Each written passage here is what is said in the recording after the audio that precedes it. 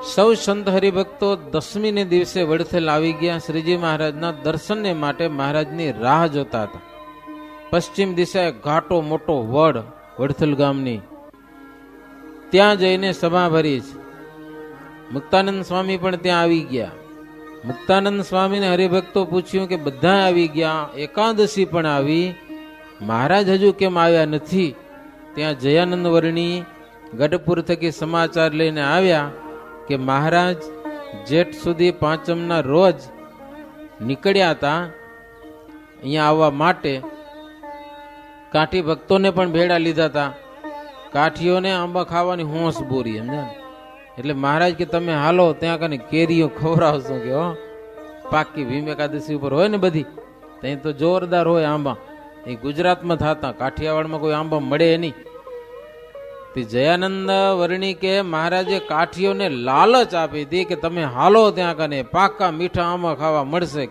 એટલે કાઠીઓ ઘણા બધા નીકળ્યા હતા, પણ પવન એવો ચડ્યો, ધૂળ ને કાંકરા ખૂબ ઉડ્યા, ઘોડાને વાગવા મંડ્યા, એટલે આવવાનો જે ઉમંગ હતો ને એ બધો ભાંગી પડ્યો. એટલે મહારાજ વળી ગયા પાછા, અને પછી મને કીધું કે આ પત્ર લખી દીધો કે હવે અમે આવશું નહીં. અને શ્રીજી મહારાજે બધા સંતો હરિભક્તોને બધાને સંભાળીને ઘણા જય સ્વામિનારાયણ કીધા છે કે, અને કીધું છે કે મુક્તાનંદ સ્વામીને પાટ ઉપર બેસાડીને પૂજજો, અને મુક્તાનંદ સ્વામીની પૂજા કરશો તો અમારી જ પૂજા કરીશ. એમાં કોઈ કુતર્ક કરશે તો અમે એના ઉપર રાજી નહીં થઈએ કે હો, એટલે વગર સંશય જેમ અમારી પૂજા કરો એમ સ્વામીની પૂજા કરજો. પત્ર આવ્યો મહારાજનો લખેલો, સાઇન કરેલી સહજાનંદ સ્વામીની. એટલે હરિભક્તો કે મુક્તાનંદ સ્વામીને બેસાડ્યા, મહારાજની આજ્ઞા છે ને તમારે બેસવું જ પડે. હે ભીમ એકાદશી આખો દી પૂજા કરી હો મુક્તાનંદ સ્વામી હરિભક્તોએ. પાકી કેરીઓ લઈ આવતા હતા, એ મુક્તાનંદ સ્વામીને આગળ મૂકતા હતા. કેટલાક સંતો ગરબીના પદ ગાતા હતા. આખો દિવસ એકાદશીનો આવી રીતે મુક્તાનંદ સ્વામીની પૂજા થઈ. મુક્તાનંદ સ્વામીની પૂજા થતી હતી. કેટલાક સમાધિવાળા હરિભક્તો એવું દેખતા હતા, પૂજા સ્વામીની થાય નહીં પણ પૂજા મહારાજ સ્વીકારે છે પ્રત્યક્ષપણે. આવા દર્શન થયા. તઈ સમાધિવાળાઓએ કહ્યું કે મહારાજની આજ્ઞા છે એ સર્વસ્વ છે. આપણે એમ થાય મનમાં કે મહારાજ આવ્યા નહીં ને મહારાજની પૂજા કરવા ન મળી, પણ મહારાજની પૂજાથી મુક્તાનંદ સ્વામીની આપણે પૂજા કરી તો મહારાજ જ પૂજા સ્વીકારી છે. લ્યો, એને જો દેખાણું પ્રત્યક્ષપણે કે ખુદ શ્રીજી મહારાજાએ હરિભક્તોની ભાવથી પૂજા સ્વીકારતા હોય, આવું સમાધિવાળાને દેખાણું છે. પછી મહારાજને માટે જ વસ્તુ હરિભક્તો લઈ આવ્યા ને, કેટલી બધી આપી મુક્તાનંદ સ્વામીની, પણ આપી તો હોય. એટલે પછી મુક્તાનંદ સ્વામી બધી વસ્તુ ભેગી કરાવી, મહારાજને માટે ખાસ આવી હતી ઈ. અને પછી પાર્ષદ અમુક હતા, ગઢપુર જતા હતા, એની જોડે મુક્તાનંદ સ્વામી મહારાજને માટે આવેલી અમુક સારી એવી કિંમતી વસ્તુ મોકલાવી દીધી. મહારાજ તમારી પૂજામાં આવેલો, અમે થોડો દાગીના અમે થોડા રાખીએ, એમ પૂજા બધી તમે સ્વીકારો. એટલે બધી વસ્તુ ગઢપુર પહોંચાડી છે. અને મુક્તાનંદ સ્વામી ત્યાંથી પાછા શ્રીનગર આવી અને ધર્મશાળામાં ઉતર્યા છે. શ્રીમદ ભાગવતનો આરંભ કરેલો છે ચોમાસાના દિવસોમાં.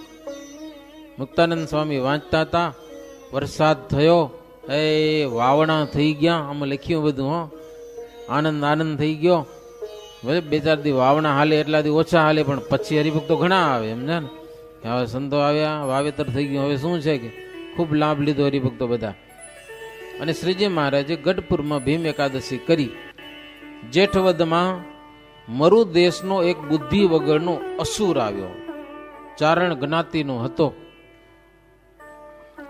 અને ભેખધારી હતો, પાછો શક્તિ માર્ગી હતો. શ્રીહરિની સાથે બળ ભરીને વિવાદ કરવા માટે આવ્યો હતો. ગેલા નદીને પૂર્વ દિશામાં પેલે કિનારે રહ્યો હતો, અને ગપ્પા બહુ યાદ કરી રાખ્યા હતા. આમાં લખ્યું હોય ગપ્પા. હો, નામ ગેબી હતું એનું. અને ગંગા નદીને ઉન્મત્ત ગંગાને તીર તંબુ તાણીને મુકામ કર્યો. તો એની સાથે ગાડી અને ઘોડા, મારવાડ દેશના કેટલાક ક્ષત્રિયોને બોલાવીને ભેળા કર્યા હતા.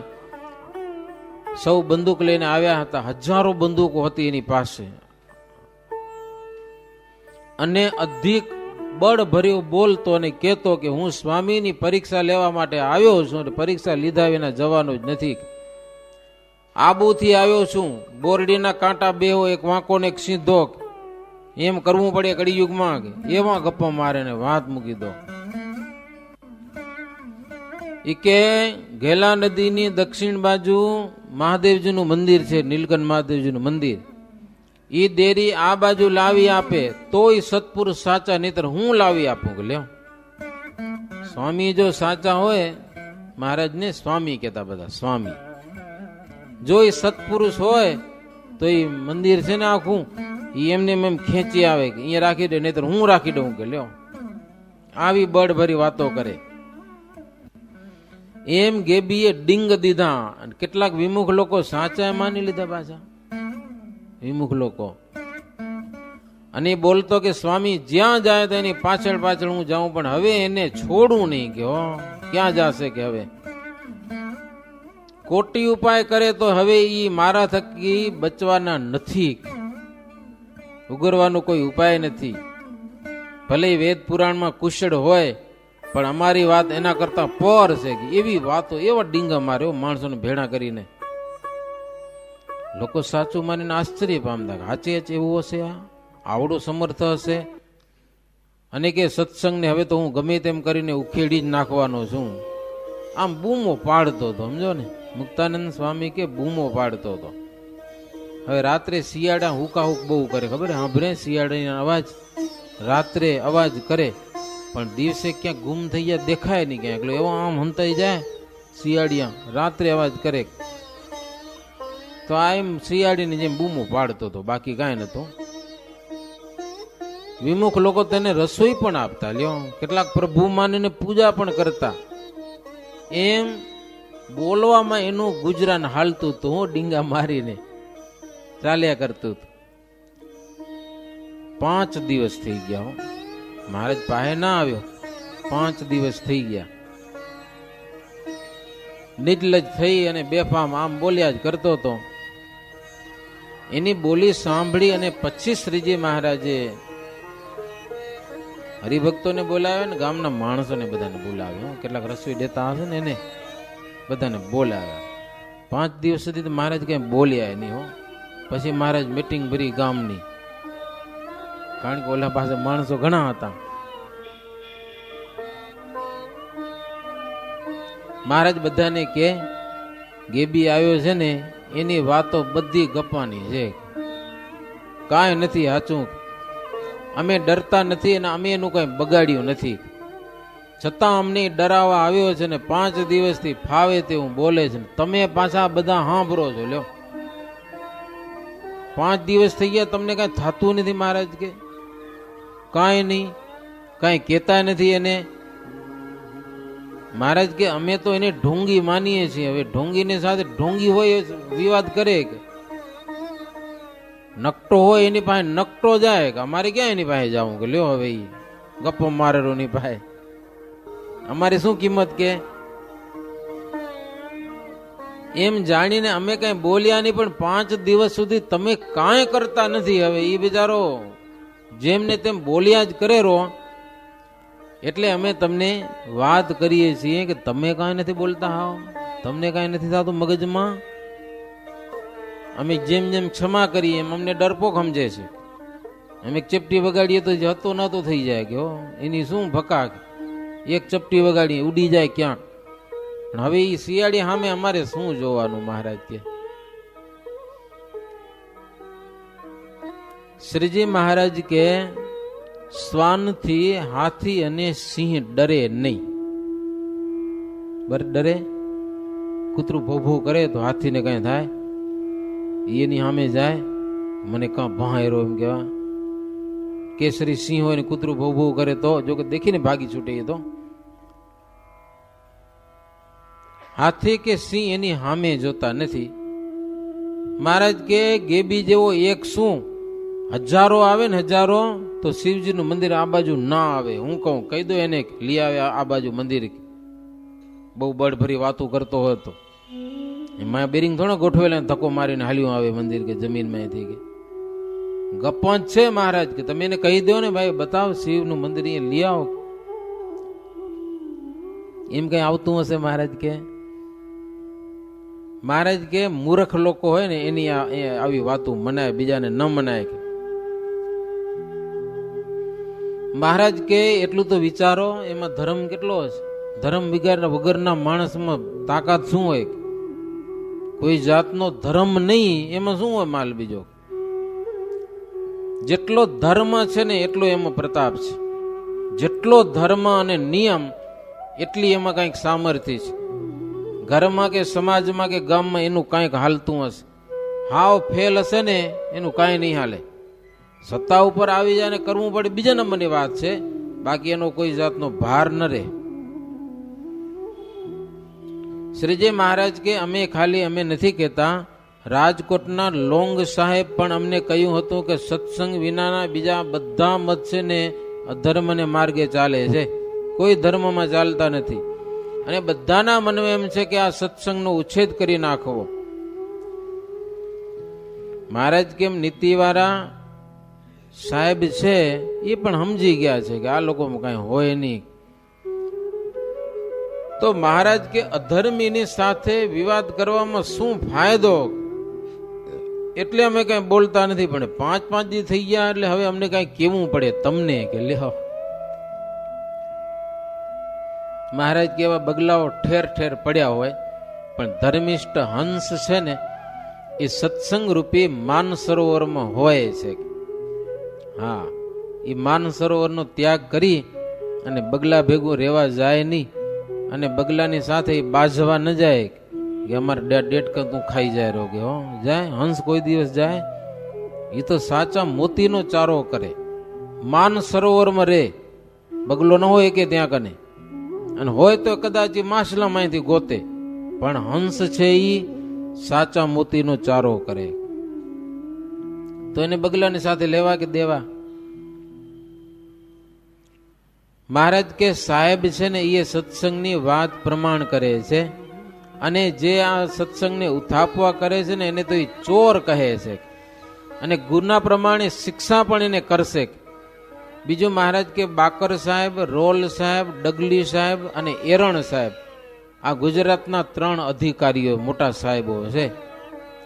એ સૌના વર્તન જાણે છે, કોણ કેવા છે એ બધાના વર્તન એને ખબર છે સાહેબોને. એટલે મહારાજ કે અમે કઈ આ ખોટું ચલાવ્યું નથી, આખા ગામના માણસોને મહારાજ સંભળાવ્યું. હો આવા કેટલા આવે છે બગલા જેવા, એની સામે અમારે જઈને શું કરવું? ઈ માને રો સ્વામિનારાયણ ડરપોક છે, એને અહીંયા તો આવવા દો દરબારમાં. મહારાજ કે આવી જાય અહીંયા કને, તારે લડાઈ કરવી હોય તો અમે તો અમારા ઘરમાં બેઠા છીએ, ગામ બારે બારે શું બકિયા કરે રો બહુ. એમ મહારાજે ગામના માણસોને બધું કીધું છે. મહારાજ કે અમે કોઈનું બગાડ્યું નથી, અમારે કોઈનું બગાડવું નથી. એ લોકો આવું જેમ તેમ કર્યા કરે છે. પછી એક ગઢવી આવે છે, ગઢવી, એની વાત હવે લાંબી છે, આવતીકાલે કરશું. મહારાજને કે મહારાજ ચિંતા ન કરો, હું એને મળ્યો છું. એ એની પાસે ગયો ને ખબર નહીં કંઈક એવી વાત કરીને ઓલો ભાગી જ ગયો ત્યાંથી. હો અહીંયા આપણું કાંઈ આવશે નહીં. એટલે સત્સંગ છે ને દિવ્ય છે, એને ઉખેડવા માટે કેવા ને કેવા પ્રયાસ થઈ ચૂક્યા. સમજા ને, હજારો જણા આવે પણ કાંઈ કરી શક્યા નથી. કહેવત છે કે અંતે તો સત્યનો જય છે, સત્યમ એવ જયતી ના સત્યમ, અસત્યનો જય નથી. તો સંપ્રદાય છે, શાસ્ત્ર છે, સંતો ભક્તો છે ને બધા સત્ય છે, એટલે આ સત્સંગનો વિજય છે ભક્તજનો. એવી સરસ મજાની વાત ગઢપુરમાં બની છે. એવી રીતે 22મો તરંગ થયો સહજાનંદ સ્વામી મહારાજની. શ્રીપતિમ શ્રીધરમ સર્વદેવેશ્વરમ ભક્તિધર્માદ વાસુદેવમ હરે માધવમ કેશવમ કામદમ કારણમ સ્વામિનારાયણમ નીલકંઠમ ભજે સહજાનંદ સ્વામી મહારાજની જય. સાંભળ્યો સ્નેહી બાઈ મોને પ્રાણાથી પ્યારો, સાંભળ્યો સ્નેહી બાઈ મોને પ્રાણાથી પ્યારો, ઘડીએ ના મેલો વાલાજીને નયણાથી ન્યારો, સાંભળ્યો સ્નેહી બાઈ મોને પ્રાણાથી પ્યારો,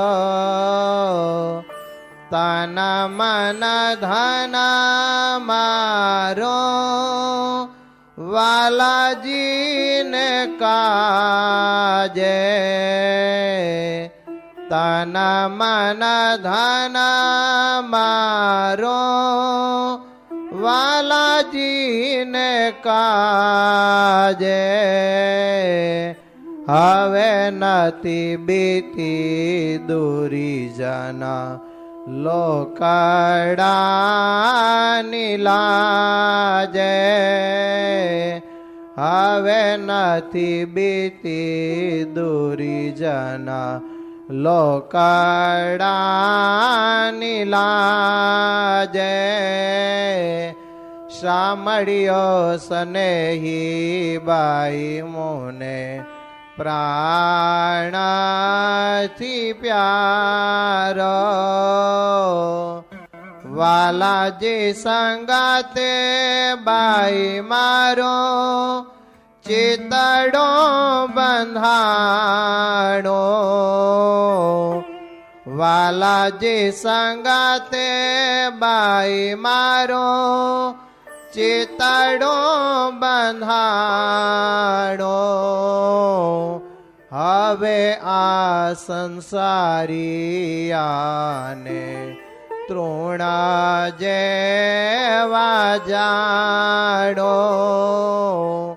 હવે આ સંસારિયાને તૃણા જેવા જાણો,